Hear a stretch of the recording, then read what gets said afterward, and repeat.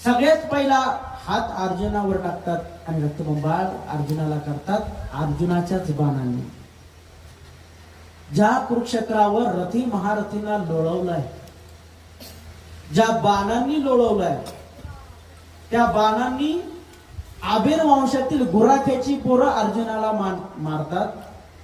अर्जुन रडत रडत विचारतो, रक्तबंबाळ अवस्थेत कृष्णाला विचारतो, कृष्णा हे नक्की काय? कृष्णानं सांगितलं, याचं उत्तर फक्त काळ. तो तुझा काळ होता, हाही तुझाच काळ आहे. कृष्ण तेव्हा सोबत होता, आता कृष्ण तुझ्या सोबत नाही. कृष्ण जवळ असणारा काळ, कृष्ण दूर गेल्याच्या नंतर काळ, आणि आता असणारा तू आहेस.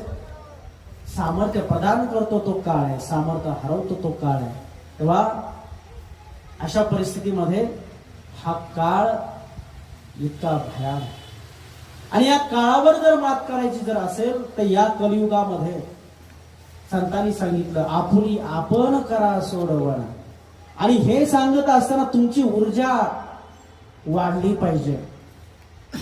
आणि दुसरी गोष्ट, अनिक नका, तुमची ऊर्जा तुम्ही वाढवणार, सामर्थ्यवान आहात, पैसा कमवलेला आहे, आणि चुकीच्या व्यक्तीच्या ताब्यात जर दिला तर तुमच्या सामर्थ्याला किंमत काय?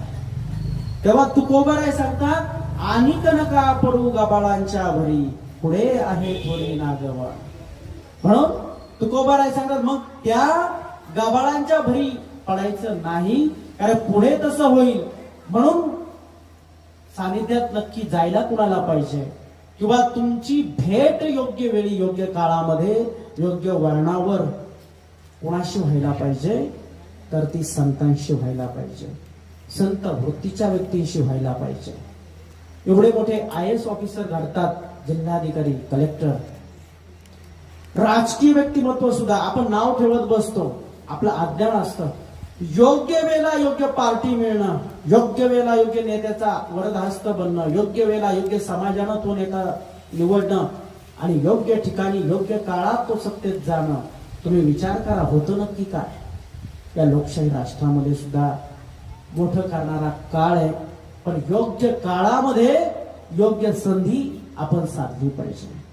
आणि आध्यात्मिक जीवन जर बघितलं तर हा जो काही काळ आहे, योग्य वेळेला योग्य संतांना, ज्या संतांना ज्ञानोबाऱ्यांचं सानिध्य मिळालं, ती संत मंडळींना व्यासपीठ मिळालं, अभंग रचना केल्या.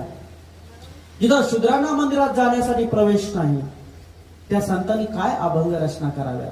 अवघा रंग एक झाला, संत सोयराबाई